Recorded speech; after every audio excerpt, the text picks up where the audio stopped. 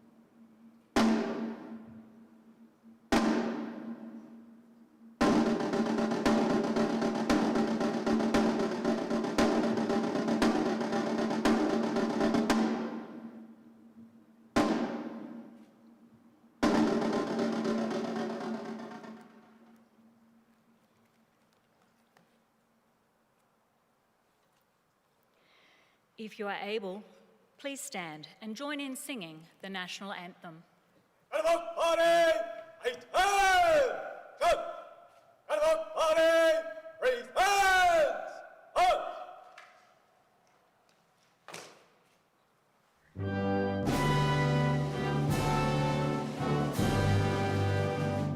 Australians, oh, let us rejoice, for we are one and free. We've golden soil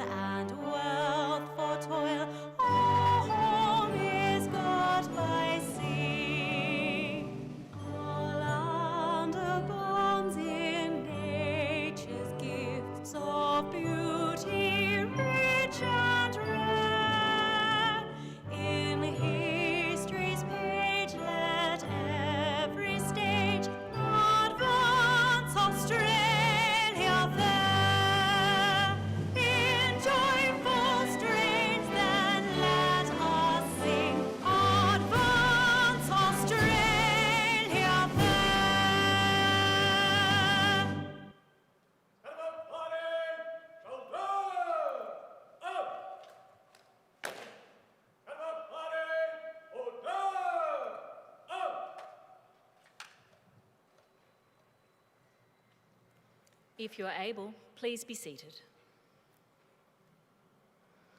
The Australian War Memorial was the vision of Charles Bean, Australia's First World War official historian. Bean landed with the Australian troops on Gallipoli and stayed with them at the front through to the end of the war. The idea of this national memorial and museum came to him at Pozières, France, in the depths of the bloody fighting of 1916.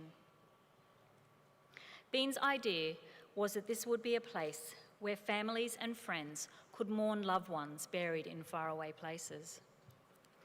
It would also be a place that could help all Australians understand what these men and women had endured and what they had done for us.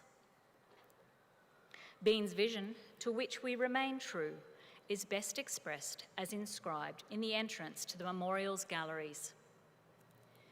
Here is their spirit in the heart of the land they loved, and here we guard the record which they themselves made.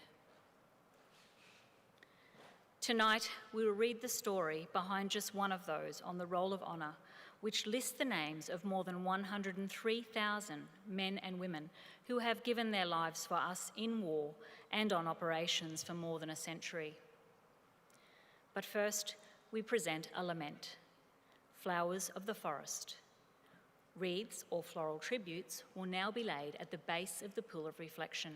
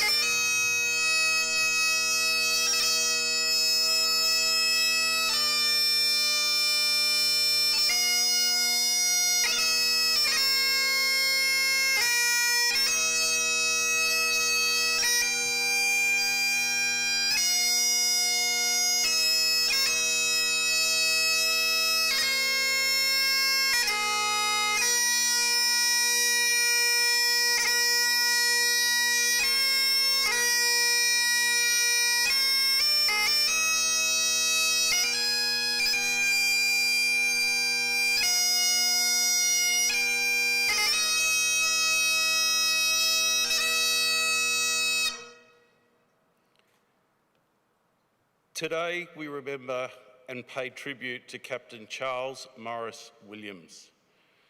Charles Williams was born on the 2nd of July 1891 in Edmonton, Queensland. He was one of 8 children born to Oliver Morrice Williams, a banker, and his wife, Sarah Kate. Charles spent the majority of his childhood in Victoria and received his education at Melbourne Grammar School. He was a member of the school's cadets program. After his schooling, he worked as a grazier and station overseer. He was working in his capacity when the First World War broke out in 1914. Charles Williams enlisted in the Australian Imperial Force on the 11th of January 1915.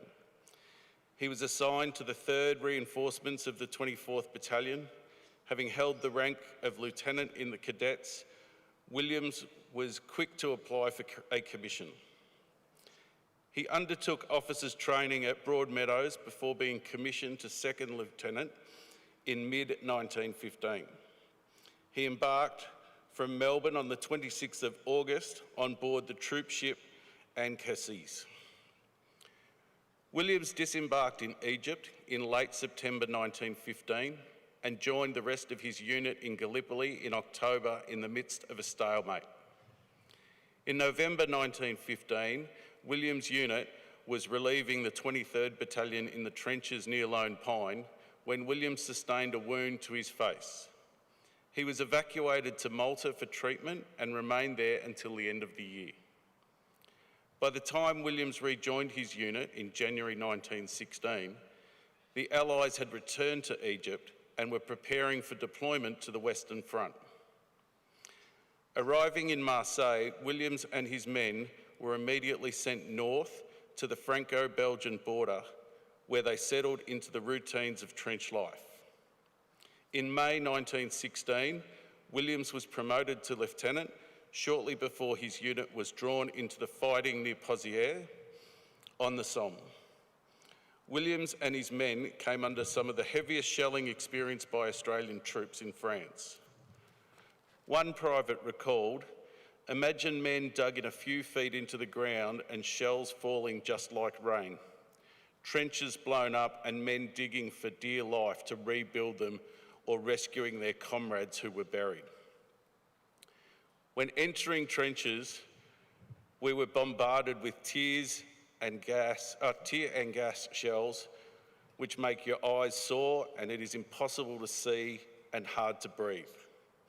I have heard officers and men say that the landing and the Lone Pine fight at Gallipoli were a picnic compared to this last fight.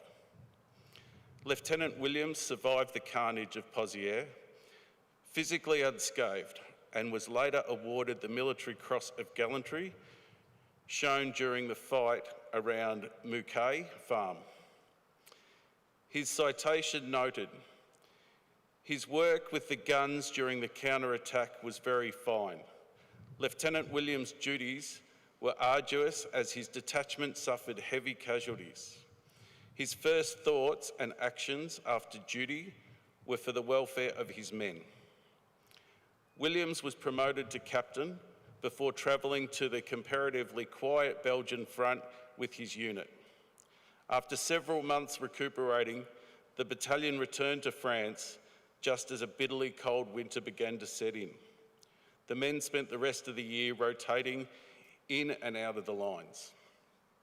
In early 1917, Williams was seconded for duty with the 6th Training Battalion in England. He remained there throughout the German strategic withdrawal to the Hindenburg Line and missed the fighting around the village of Bulkir. He rejoined his unit in July 1917, just as the AIF units were being diverted to the Ypres salient in Belgium. Here, the 24th Battalion fought at Menin Road in September, where Williams received minor wounds. Its next major battle took place the following month when they were drawn into the attack on Broodsinder Ridge. Allied units attacked before dawn on the 4th of October 1917. Caught under a heavy enemy barrage, they suffered significant casualties before they had even begun their advance. As they approached the enemy's trenches, they were confronted by scores of German troops who had chosen the same morning to launch their own attack. Heavy fighting ensued, with casualties quickly mounting. The Australians pushed forward and managed to capture their objectives along the ridge. On the 9th of October 1917, the 24th Battalion had reached Daisy Wood, where it encountered fierce resistance from German strongposts. It had just reached the outskirts of the wood when Captain Williams was shot through the head. One of his comrades recalled, "I have never, either in or out of the army, met a man of whom I have had as great a respect and regard. Every man in his company thought the world of their captain. In fact, it was the same throughout the whole battalion. He died very soon after he received his injuries.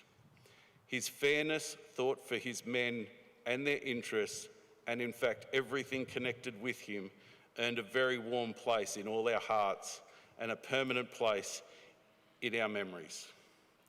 He was buried by the men of his battalion that afternoon. Today, his remains lie buried in Tyncott Cemetery in Belgium. Charles Williams was 27 years old. His name is listed on the Roll of Honour on my right, amongst almost 62,000 Australians who died while serving in the First World War.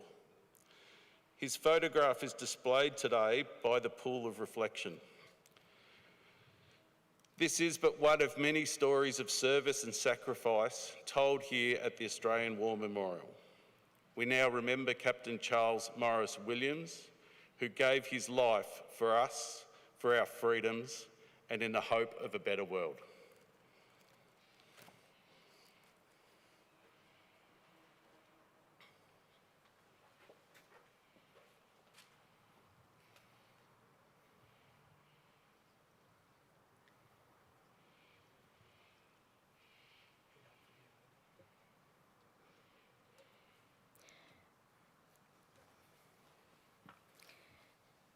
Please stand for the reading of the ode and the sounding of the last post.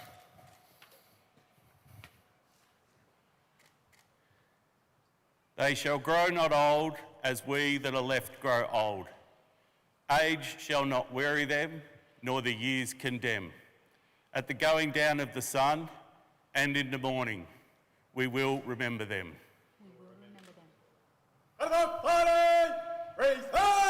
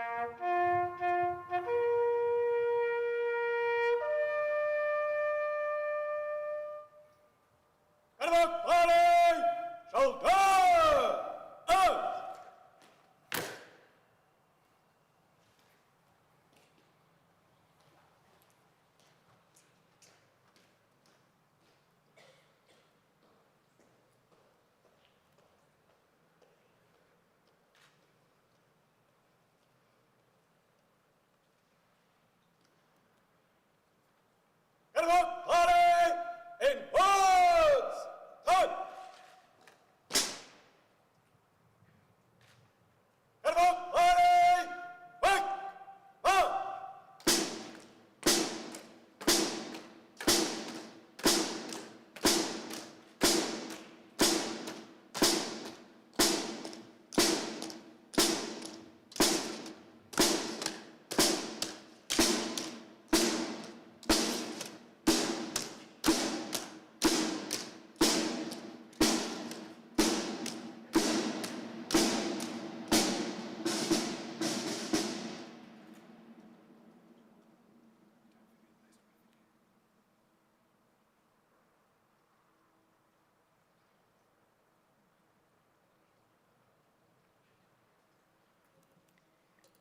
Lest we forget. We leave you this evening with the words of the memorial's founder, Charles Bean. Many a man lying out there at Poziere or in the low scrub at Gallipoli, with his poor, tired senses barely working through the fever of his brain, has thought in his last moments, well, it's over. But in Australia, they will be proud of this. Ladies and gentlemen, girls and boys, that concludes the last post ceremony. On behalf of the Director, staff and volunteers, thank you for visiting the Australian War Memorial today and for your continued support during the Memorial's development project. We wish you all a very pleasant evening. Thank you.